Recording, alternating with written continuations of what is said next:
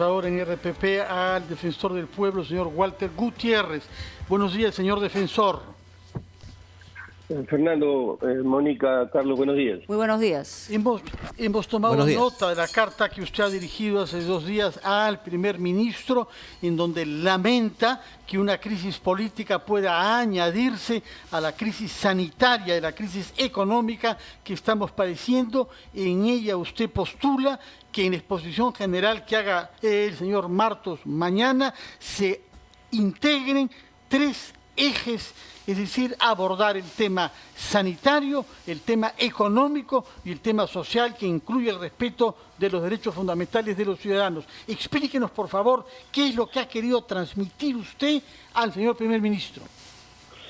Gracias, Fernando. En primer lugar, quisiera señalar que estamos en una situación extremadamente crítica. La semana que ha transcurrido hemos tenido alrededor de 7.000 contagios por día, y tenemos más de 200 muertos. Tenemos indicadores realmente alarmantes, preocupantes. Es evidente para todos que estamos frente a una expansión comunitaria del virus.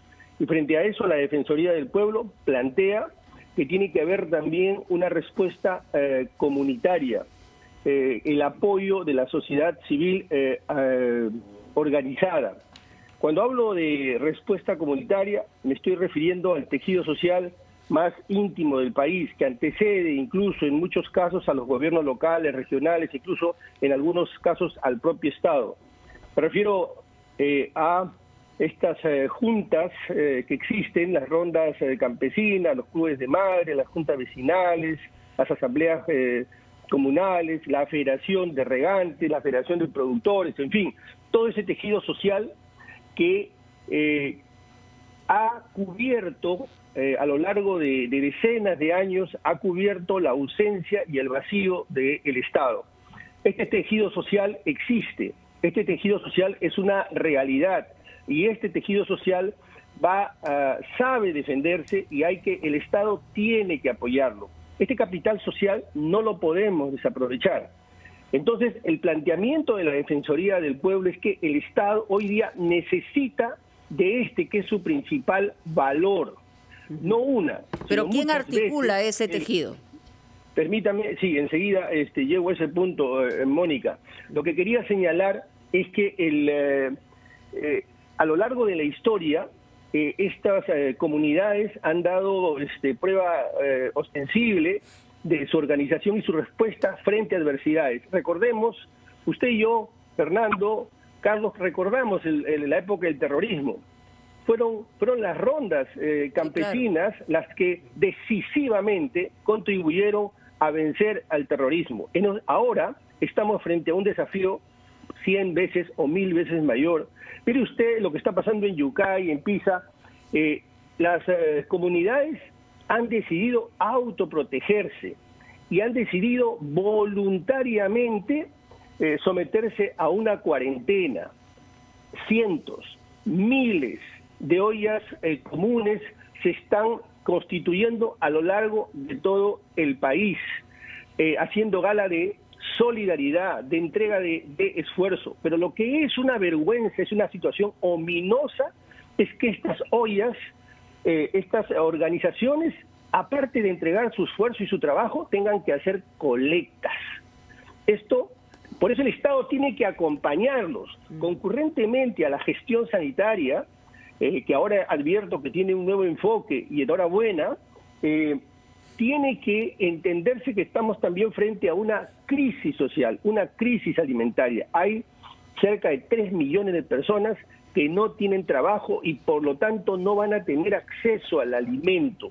Entonces ha llegado el momento de que el Estado entienda que este tejido social existe, que apele y eche mano, lo organice. Muy bien, usted me hacía una pregunta, ¿cómo lo organizamos? Así es. Bueno, pues el día de ayer, en realidad en el curso de la semana, en la Defensoría hemos estado conversando con determinados líderes, con determinadas autoridades, justamente para articular con el Ejecutivo, porque debería ser el Ejecutivo el que debería proveer, por ejemplo, insumos a estas ollas para que puedan hacer el trabajo y coberturar esta brecha de alimentación gigantesca que se ha generado.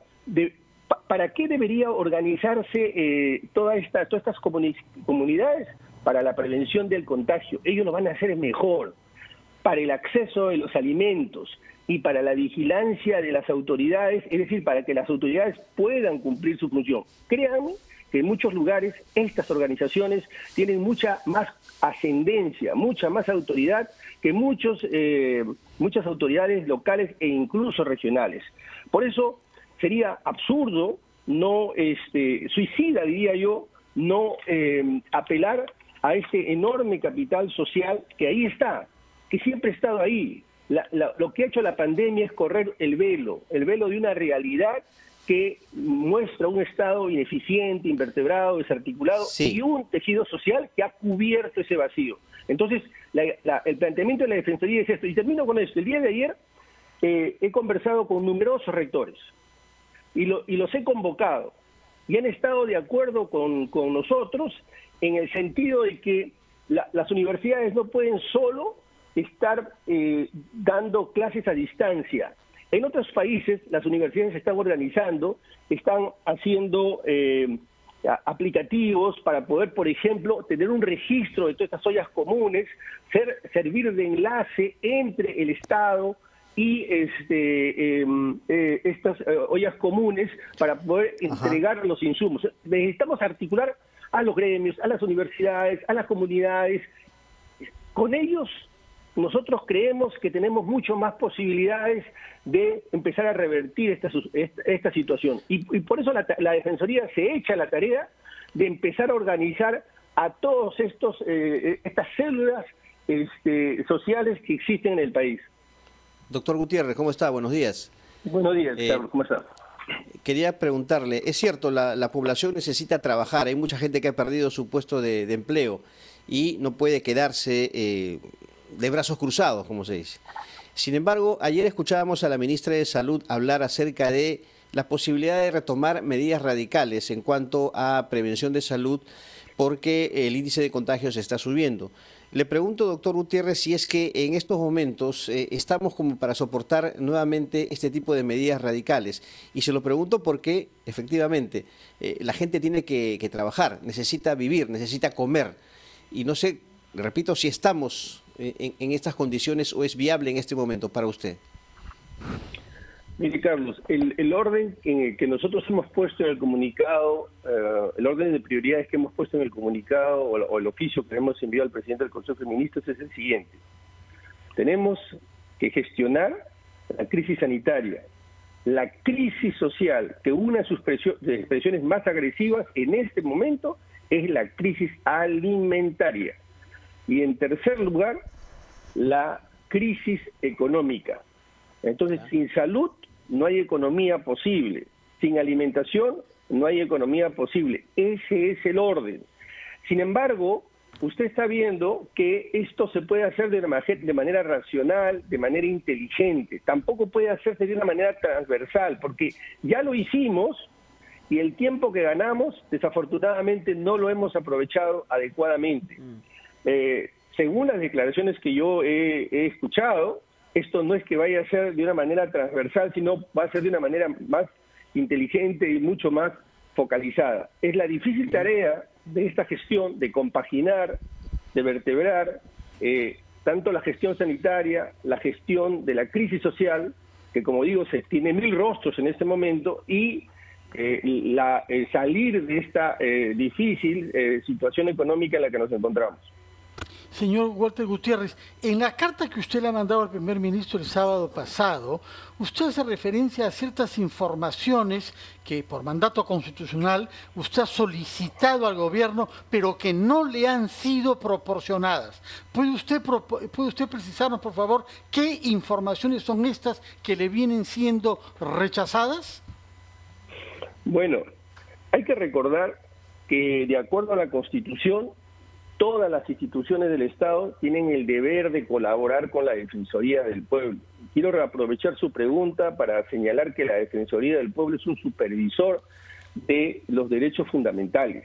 Y en esa tarea lo que hace es levantar información, recabar información sobre, por ejemplo, violencia contra la mujer, sobre, por ejemplo, el número de personas con enfermedades graves que no han sido atendidas, sobre, por ejemplo, los problemas que existen nadie tiene esta información, desafortunadamente, por lo que advertimos, cuál es el stock de oxígeno y cómo es que está distribuido a nivel nacional.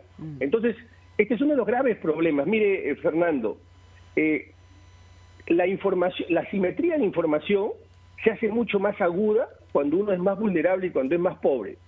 Dios nos quiera, si nos pasara algo a alguno de nosotros, apelaremos a nuestras relaciones, apelaremos a nuestros contactos y seguramente muy rápidamente vamos a tener información respecto de dónde hay oxígeno. Pero una persona vulnerable, una persona que no tiene estas redes, sin información, todo es cuesta arriba. Claro, el tiempo juega en contra y entonces por eso es que el Estado tiene que poner al servicio público la más puntual y escrupulosa información en todo lo que tiene que ver con sus derechos.